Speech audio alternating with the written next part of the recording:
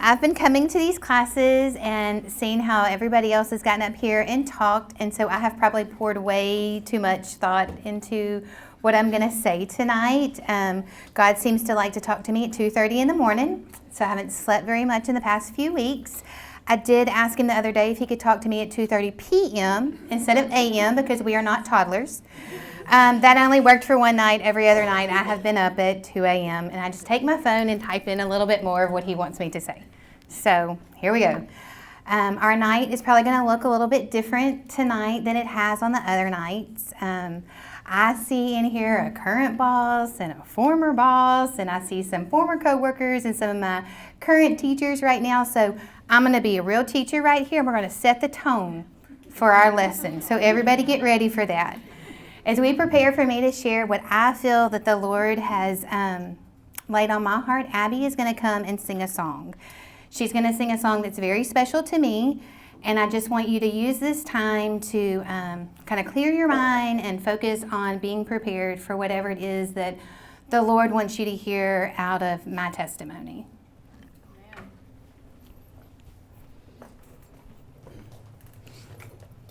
I'm just going to not use the microphone. Can you hear me? Yeah. Okay. I was really glad. I'm using my friend in a close spot.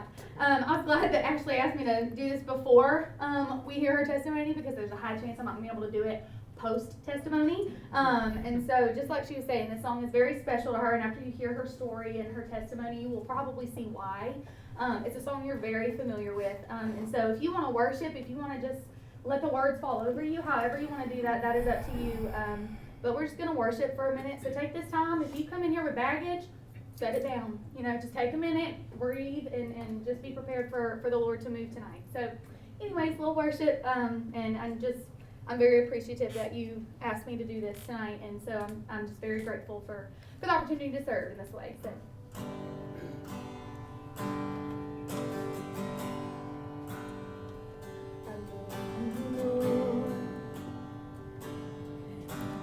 Mercy never fails me. All my days I've been held in your hands. From the moment that I wake up until I lay my head, I will sing of the goodness of God.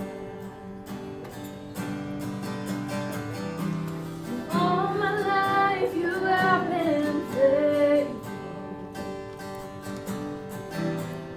All my life you have been so, so good. With every breath that I can take, I will sing of the goodness of God. I love your voice. You have led me through the fire in darkest night. You are close like no other. I've known you as a father. I've known you as a friend. And I have lived in the goodness of God. All my life you have been faithful. All my life you have been so, so good. With every breath that I am able, oh, I will sing of the goodness of God. Listen to this right here. Your goodness is running after me. Your goodness is running after me. With my life laid down, I'm surrendered now. I give you everything. 'Cause your goodness is running after me.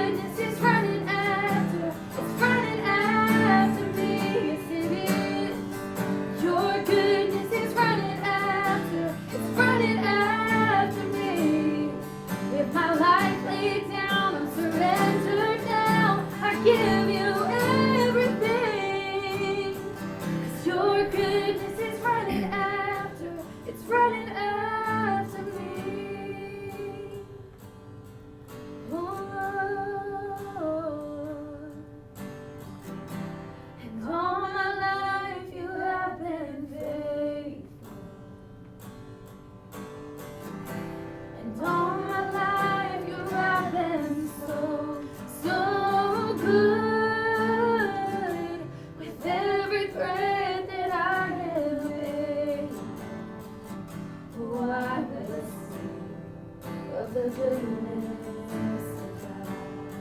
Let's sing that chorus one more time.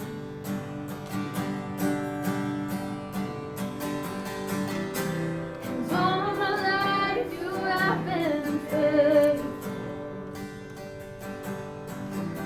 And all my life you have been so, so good. With every breath that I am able, oh, I will sing of the goodness of God. I will sing of the goodness of God. Amen.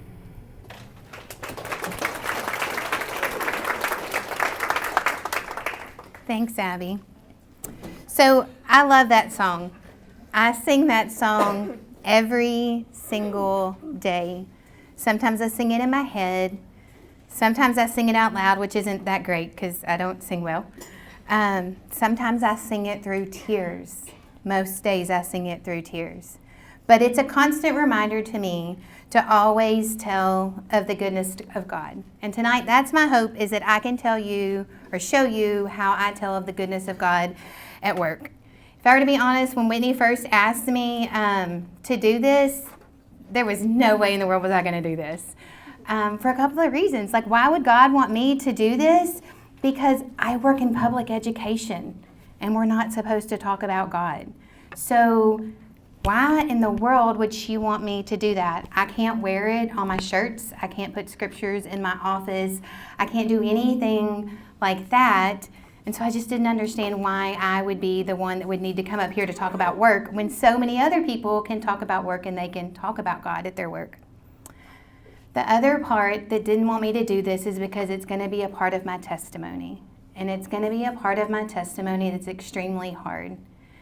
It's going to be a part that some of you have heard bits and pieces of. Some of you prayed for me during this time. Some of you carried me. And some of you are still here holding my hand and wiping the tears all the time. So don't be surprised if I have to get my tissues to get through this, but God has me up here for a reason, so here we go. I told y'all 2:30 every morning, teacher, right here. I got my lesson plans. I'm ready to roll. So mine's about my job, so we're going to start at the very beginning. I began my teaching career in 2004 as a Benton Tiger. I was a young teacher, and I was ready to change the world one child at a time. And I had a tigerific time at Benton Elementary. I loved all the relationships that I made there. Many of those parents and students, they're still a big part of my life today. Sometimes I will see some of them on the road, and I will see them texting and driving, and I will pick up my phone and call them. And I will tell them, Miss Harden sees you. Stop it. I still know your mama's number too. So those relationships are still very valuable to me. In 2012, it was time to cowboy up and move to Platt. That was an exciting time for me as I began investing in my own community. I've often said that Platt was the school that built me. That year that I went, we had a new evaluation system, just like we do now. So teachers that are in here, you're going to survive it, just like we did in 2012. It's okay. We'll get through this. But there was a section in there for leaders.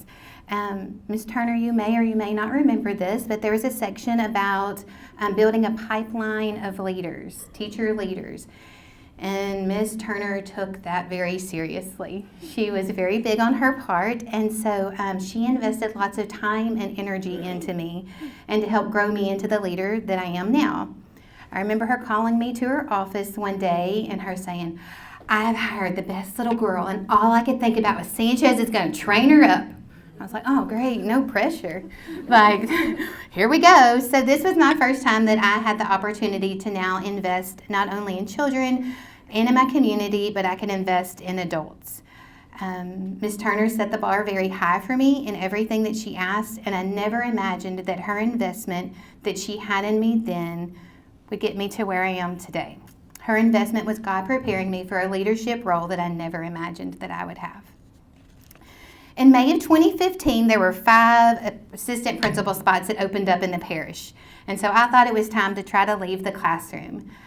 They were at Apollo, Kingston, Benton Elementary, Plantation, and Princeton. And I applied to every one of them except for one. I didn't want to have anything to do with Apollo. I didn't know anybody there, wasn't going to know Apollo. It's the only one I didn't apply for.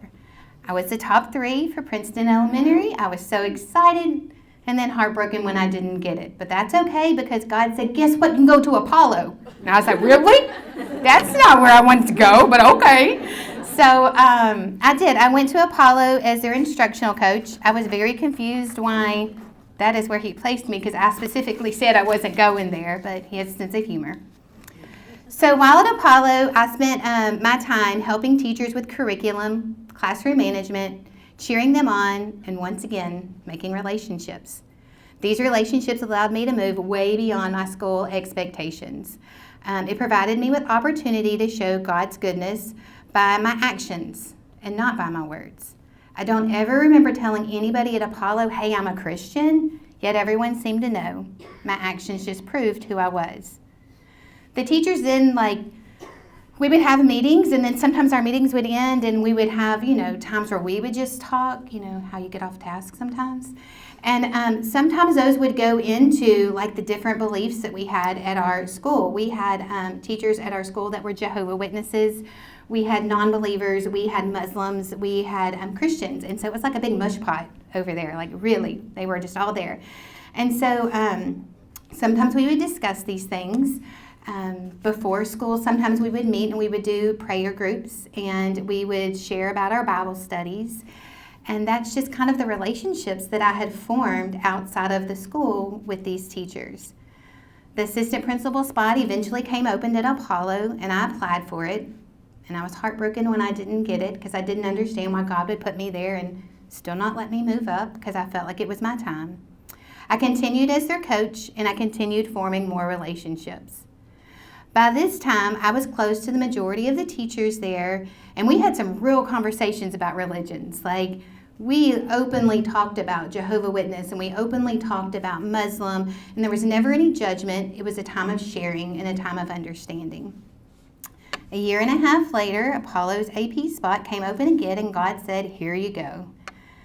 Once I stepped into this role, then I got nervous about how much I would maybe talk about God, because now we're under a lawsuit in the parish, and I felt like I needed to be careful and guarded with my role as a new assistant principal. But it didn't matter because those relationships that I had already formed, they had already started coming to me and using what I knew. They would come to me and visit about those different things. And so God then started providing me with lots of opportunities to tell of the goodness of God in a safe way, just by showing His love and His grace and His acceptance. I've learned that using words is very easy, but having to live it out day in and day out is not. And so that was what I had to do. So here's where my testimony starts to change and goes a little harder. My first year's AP, my sweet friend Kathy Ivy, was diagnosed with a very aggressive cancer. She was given 6 months to live, and that's about as long as she held on. Kathy was more than a teacher to me. She was a dedicated prayer partner. We would often meet before school, and we would talk about our Bible studies. We would challenge each other with scripture knowledge. I can remember her being on a cruise, and she would send me a text for a prayer, and I was like, girl, that's costing you some money. God must be giving you some, because I ain't texting you when I go. But she was dedicated to making sure that we all knew the Lord. As Kathy got sick due to my actions during these times, our teachers began to come to me even more for guidance on how to get through these moments. There were times that we hugged, we cried, we celebrated, and we loved.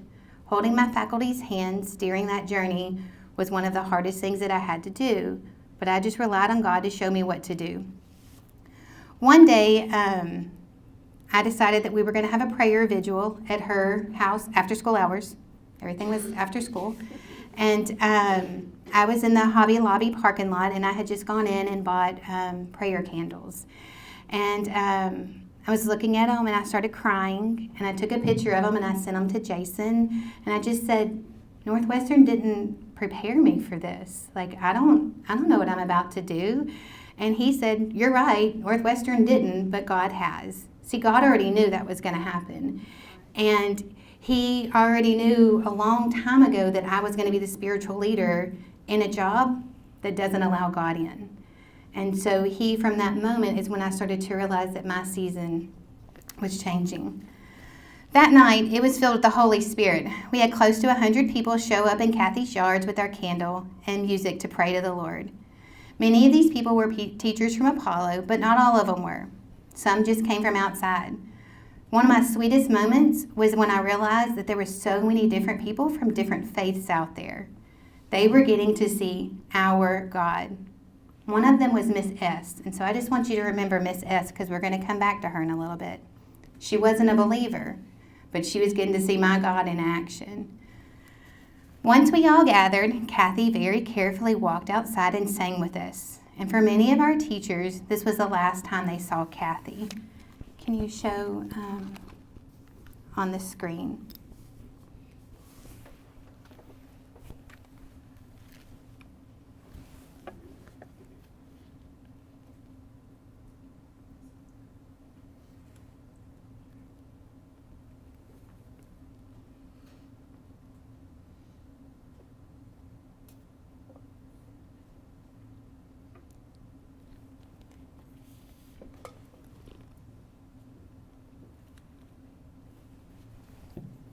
This is a great job of taking up time. Thank you.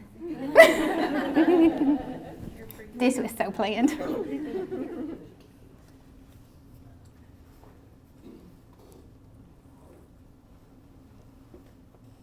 Y'all know I had to be difficult. We got to have somebody sing. We got to have something on the screen.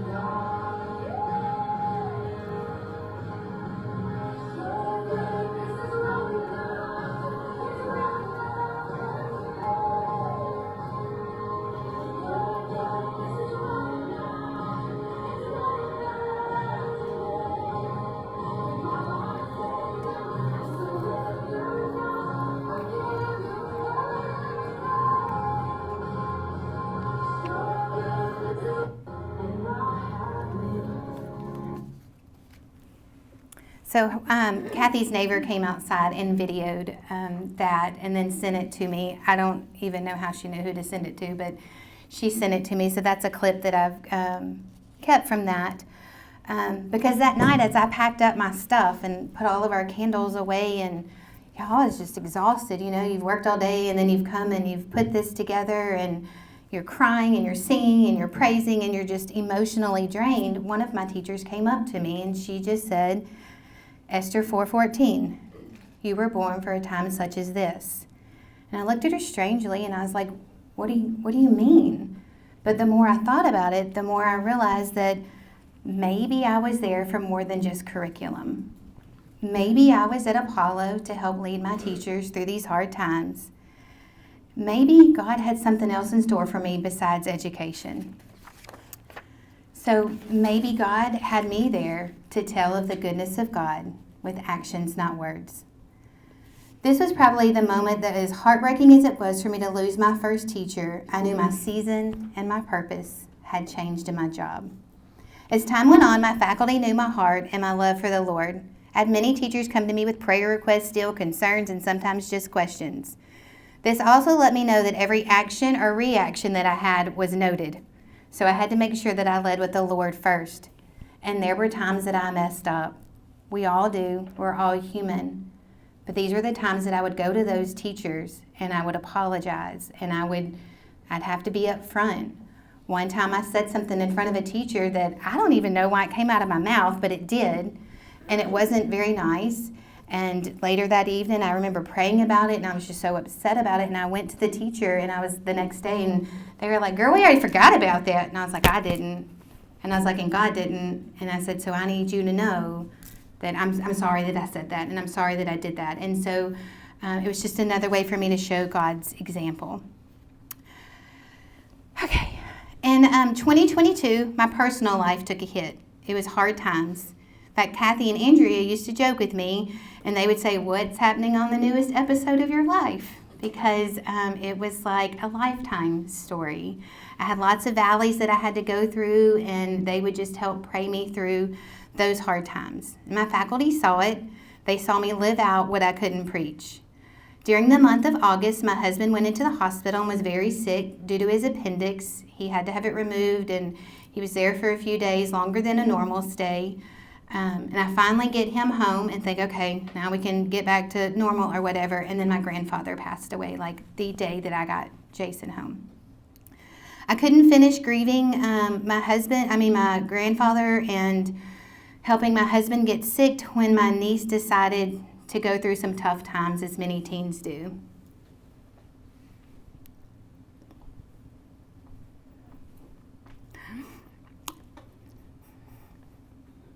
This evening, you're going to get the Cliff Notes version of this. But I have to share this with you so you'll know the purpose. Olivia, my niece, she ran away. She was found. She was in a mental hospital. She was attacked in that mental hospital multiple times. It took all I had to get her out. It was actually with the help of some Bossier Parish employees that helped me navigate those waters. I was physically ill and only survived those times by clinging to the Lord.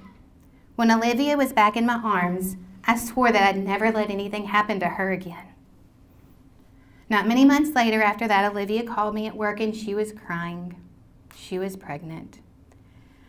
Her mom was mad, and she needed Yaya, that's what she called me, to come save her. And as much as I wanted to save her from all of that, I couldn't. All I could do was help support her through that time. I still don't understand that time, but it is what it is. In 2023 came along, my beliefs were then once again challenged at every corner I came to, and my faculty saw it. They saw me beat down at every turn, yet I continued to share His light. This allowed for many more teachers to come to me and ask about this joy. As the school year began, another one of our teachers was diagnosed with cancer. And I remember thinking, really, God? This journey was going to be way harder than Kathy's, though. Kathy was a Christian, and she praised Jesus through every treatment, every appointment. Every time she got sick, she praised Jesus. She was just like Melissa. This teacher, she was Muslim, so this was going to be very different.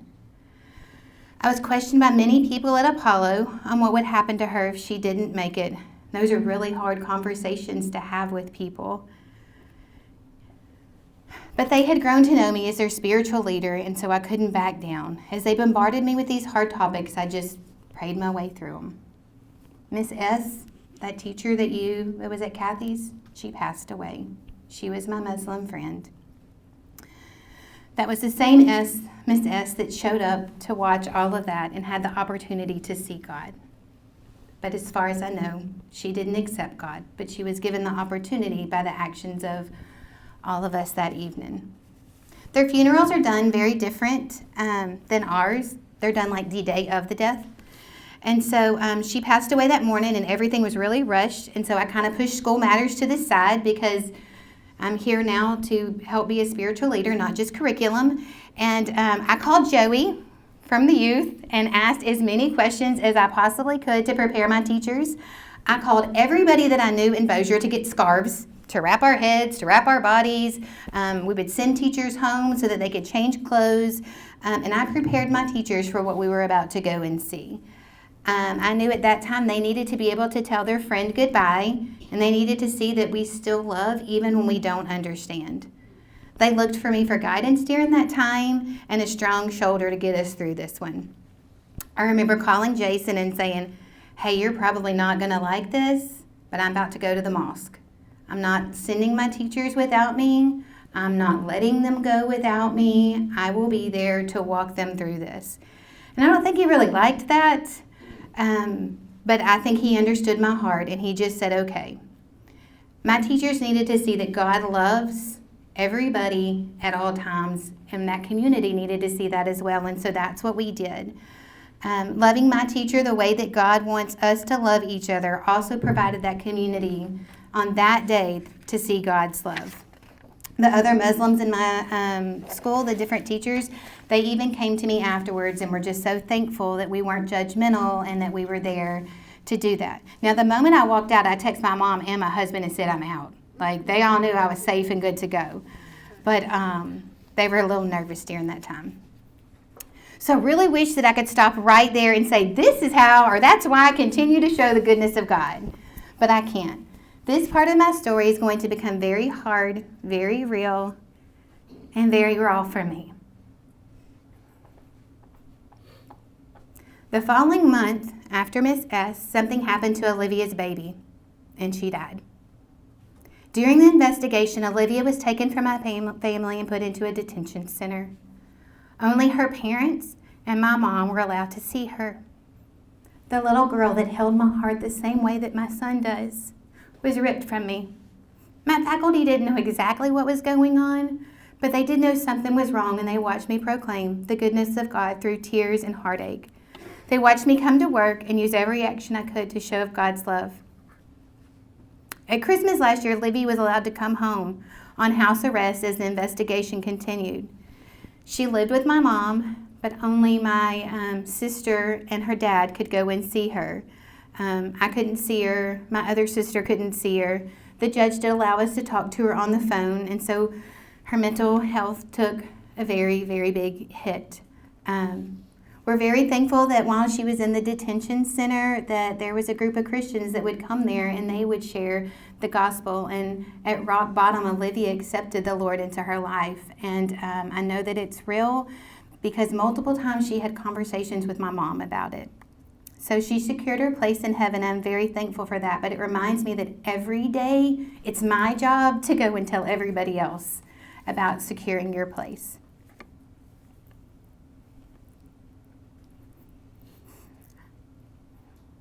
On April 1st, I woke up to my mom screaming. Olivia had found her medicine the night before. When I got to my mom, her body was lifeless. I was finally able to lay my eyes on my beautiful niece once again for the first time in 6 months. However, there was no life left in her body. She finally looked peaceful as my heart broke into a million pieces. My first baby, my princess, my heart, my everything, she was gone. Sorry, y'all. This was and is the hardest part of my journey right now. I grieve her daily, but only for a moment before I remember that she secured her place in heaven, and it's my job to help everybody else do the same thing. During that time, I realized that once again, God had changed my season. You keep hearing me refer to Apollo, but what I haven't mentioned is that in December, the superintendent came to ask me if I would go to Houghton Middle School. A middle school. What in the world did I know about middle school other than they were crazy? I had been dreaming and praying about coming back to Houghton since the moment I left, so I immediately said yes. The days following April 1st were hard and held emotions that I can't even describe. But it's when I realized my season had now changed from not only spiritually leading adults, but maybe I could use my actions to lead our youth. I see Olivia at school every day. I see her in the eyes of the girl that's just trying to fit in the cheerleader cheering on the football team, and the student who is mad and just mad at every adult, and it's every adult's fault. That was Olivia too. I see Olivia in a student who's made a silly mistake and they don't realize how big the consequence is about to be for that. I see her in the volleyball court. She loved volleyball. I see her in the student who needs that daily hug multiple times a day. I see her in the student who just wants Miss Sanchez's attention. And I see her in the smile of many of your children's faces. Livy is there to remind me every day of my purpose from God, and it's not curriculum. If there's one youth at Houghton Middle School that sees the Lord in me and then shows up here and asks questions, I can help lead them to heaven. Currently, I teach life group for 6th grade girls, another thing that I'm not sure was the smartest decision, but here we are. I help work as many youth functions as possible. I attend camps with them. I'm camp mom. I love all of those things. But I want my students to see God shine through me. I want them to see the goodness of God with my actions and not my words. I want them to feel His love in my school. Each day I sing of a part of the goodness of God for me. It helps me. Some days are easier to face than others. Some days I wonder how I will take my next breath. And that's when I realize that I've been held in His hand from the moment that I wake up until I lay my head. On a hard day a few weeks ago, I told Andrea, I'll never be the same Ash I was before this. And she replied, we never are after a tragedy. This is how the Lord builds our testimony. My testimony reminds me of the importance of sharing of the goodness of God. I've touched on what I think my purpose is and why, but how do I show God without words? It all starts from relationships. I've always believed they don't care what I know until they know I care. This holds true for students, teachers, parents, everyone. Each time I've mentioned a job to you, I've talked about the relationship that God allowed me to make. Once you start forming those relationships, you get to demonstrate God's love and grace. I try to make relationships move past the walls of our school. I want to know you. I want to know your family. I want to know what your kids do. If you're out sick, I want to know what's going on. I want to know if you need food. I want to be there to help you. I want to be more than just somebody at this school. And it's how I show God's love in all that I do. It means loving people sometimes when they're even unlovable. And I love all y'all in here, but some of y'all parents are not lovable all the time, okay? I mean, I try to love y'all, but some of y'all are tough, okay? But I just have to remember that John 13:34-35 says, a new commandment I give you, that you will love one another, just as I have loved you. You are to love one another. By this, all people will know that you are my disciples, if you have love for one another.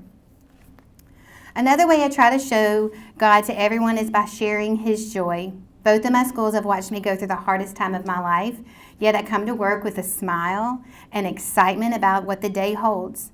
My heart has days when it doesn't feel happiness, but the joy of the Lord and His promises He provides me helps shine brighter than any of my sad moments. Many of my faculty and students see me at church, they see me at school, and they see me in the community. I'm watched from every angle. When they come to my office to have those hard conversations, I don't get to mention God. I don't get to mention the Bible. Sometimes I would like to go to a Bible study to tell them why we don't do the things that we do, but I can't. But somehow or another, God shows up in there. Like every time He shows up and He just shines through me. He helps me as I have to provide consequences, guidance, support, and love. As people heard that I was going to be talking about my job, I received so many messages about the changes of the culture at Houghton Middle School. I mean, my text messages and my Facebook, it has blown up like crazy because I haven't done anything at Houghton Middle School. He did it. I just walked into Houghton Middle School with a grateful heart, so happy to be back home, and just praised God with every breath that I took. And when I walked in, He walked in. Without hesitation, He's with me every single day. I never have to mention Him. His joy just shines through me. So I'll close with this. Matthew 5:16 says, in the same way, let your light shine before others, so that you may see your good works and give glory to your Father who is in heaven. The law may tie my hands and say I can't teach about the Lord with my words, but my God, He's so big and so great that He shines through everything I do. My purpose is to share of the goodness of God, and I strive each day at work to do that with my actions, and I challenge you to do the same thing.